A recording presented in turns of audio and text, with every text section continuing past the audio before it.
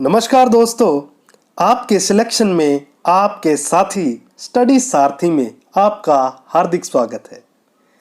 अगर 1000 कोशिशों के बाद भी आपको मनोविज्ञान की परिभाषाएं याद नहीं होती तो यह वीडियो खास आपके लिए ही है।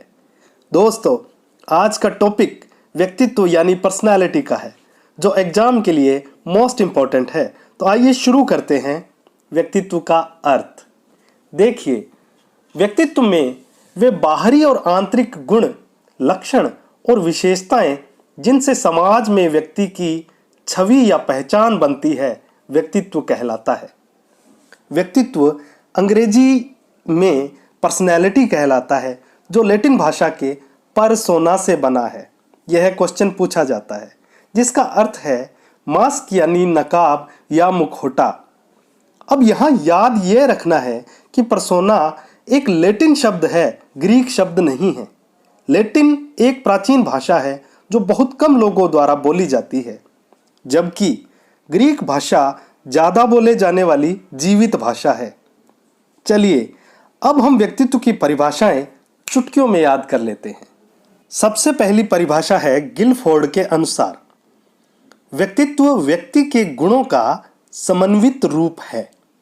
इसे कैसे याद रखेंगे? यहाँ गिलफोर्ड से याद रखेंगे फोर्ड ट्रैक्टर, और इस परिभाषा में से कीवर्ड निकालेंगे व्यक्ति के गुण। व्यक्ति के गुण। अब देखिए, जिस व्यक्ति में गुण ही गुण होते हैं वही तो फोर्ड ट्रैक्टर पर बैठता है, यानी उत्तम किसान बनता है। तो गिलफोर्ड से फोर्ड और इस परिभाषा में से कीवर्ड निकालेंगे व्यक्ति के गुण। व्यक्ति के गुण। दूसरी परिभाषा है वुडवर्थ के अनुसार, व्यक्तित्व व्यक्ति के व्यवहार की एक समग्र विशेषता है। इसे कैसे याद रखेंगे? वुडवर्थ से याद करेंगे वुड यानी लकड़ी, और इस परिभाषा में से कीवर्ड बनेगा समग्र विशेषता। समग्र विशेषता। और देखिए, वुड यानी लकड़ी से फर्नीचर बनाने के लिए उसकी समग्र विशेषताएं देखनी पड़ती हैं कि लकड़ी सूखी है, मजबूत है, चमकदार है, वगैरह वगैरह। तो वुडवर्थ से वुड और कीवर्ड बनेगा वुड की समग्र विशेषता। अब देखते हैं तीसरी परिभाषा वैलेंटाइन के अनुसार, व्यक्तित्व जन्मजात और अर्जित प्रवृत्तियों का योग है। इसे कैसे याद रखेंगे? वैलेंटाइन से तो वैलेंटाइन डे याद रखेंगे, और परिभाषा से कीवर्ड बनेगा जन्मजात और अर्जित। जन्मजात और अर्जित। अब देखिए, वैलेंटाइन डे से याद रखेंगे प्यार, और प्यार दो तरह का होता है, जन्मजात जो माँ बाप से होता है, और अर्जित जो अपने दोस्तों से होता है। इसलिए वैलेंटाइन के साथ हमेशा जन्मजात और अर्जित प्यार याद रहेगा। वैलेंटाइन से वैलेंटाइन डे और कीवर्ड जन्मजात व अर्जित। दोस्तों, अगर आपको हमारे साथ पढ़ने में आनंद आ रहा है तो लाइक का बटन दबा दो यारो, और अभी सब्सक्राइब कर लो, वरना भूल जाओगे।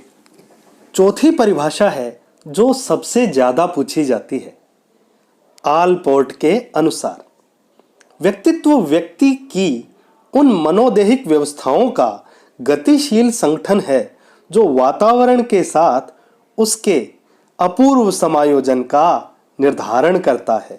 इसे कैसे याद रखेंगे? ऑलपोर्ट से एयरपोर्ट, और एयरपोर्ट पे होता है एरोप्लेन, तो ऑलपोर्ट के साथ एरोप्लेन याद रखेंगे। और परिभाषा बड़ी है तो दो कीवर्ड लेंगे, पहला व्यवस्थाओं का गतिशील संगठन और दूसरा अपूर्व समायोजन। अब देखिए, एरोप्लेन में पायलट, एयर होस्टेस, खाना पीना, टॉयलेट, सभी व्यवस्थाओं का गतिशील संगठन होता है।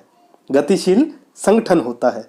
और एरोप्लेन में ताप, दाब, बादल, तूफान, सभी वातावरणीय परिस्थितियों से अपूर्व समायोजन करते हुए उड़ता है और एयरपोर्ट तक पहुंचता है। तो ऑल पोर्ट से एयरपोर्ट से उड़ने वाला एरोप्लेन, और कीवर्ड व्यवस्थाओं का गतिशील संगठन और उसका अपूर्व समायोजन हमें याद हो जाएगा।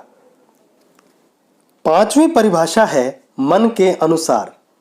व्यक्तित्व एक व्यक्ति के व्यवहार के तरीकों, दृष्टिकोणों, क्षमताओं, योग्यताओं और अभिरुचियों का विशिष्टतम संगठन है। इसे कैसे याद रखेंगे? मन से हम मन की बात याद रखेंगे, जी हाँ, मोदी जी वाली। और परिभाषा में से कीवर्ड लेंगे व्यवहार के तरीके, दृष्टिकोण, क्षमताएं, योग्यताएं, अभिरुचियां। अब देखिए, मोदी जी जब भी मन की बात करते हैं तो उनका व्यवहार का तरीका और उनका दृष्टिकोण ऐसा होता है कि सभी तरह की क्षमताओं, योग्यताओं, अभिरुचियों के लोग उनसे बात करके सहमत हो जाएं, उनकी बात मान लें। तो मन की बात से मन मनोवैज्ञानिक, और कीवर्ड याद रख लेंगे व्यवहार के तरीके, दृष्टिकोण, क्षमताएं, योग्यताएं, अभिरुचियां। दोस्तों, मैंने बुद्धि और अधिगम की परिभाषाएं भी इसी तरह ट्रिक से याद करवाई हैं, जिसका वीडियो का लिंक मैंने डिस्क्रिप्शन में नीचे दे दिया है। आप वहां से उन वीडियोस को जरूर देख लीजिएगा, आपको निश्चित रूप से फायदा होगा। छठी परिभाषा है आर.बी. केटल के अनुसार। व्यक्तित्व वह है जिसके द्वारा हम यह भविष्यवाणी कर सकते हैं कि कोई व्यक्ति किस परिस्थिति में क्या करेगा। इसे कैसे याद रखेंगे? केटल से याद रखेंगे, केटल यानी पशु, और परिभाषा से कीवर्ड निकालेंगे भविष्यवाणी और किस परिस्थिति में क्या करेगा। भविष्यवाणी और किस परिस्थिति में क्या करेगा। देखिए, हम केटल यानी पशु की पर्सनैलिटी देखकर ही बता सकते हैं कि वह किस परिस्थिति में क्या करेगा।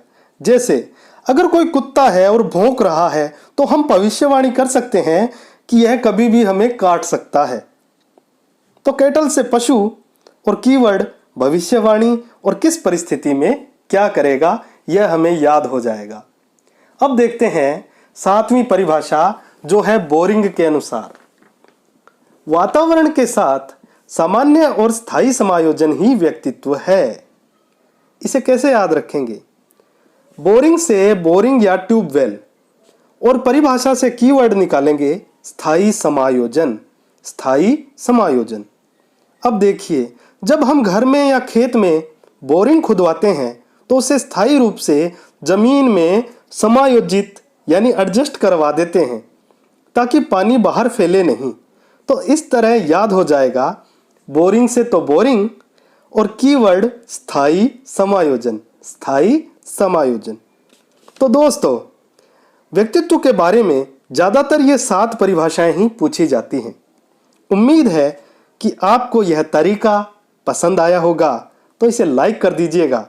Thank you very much.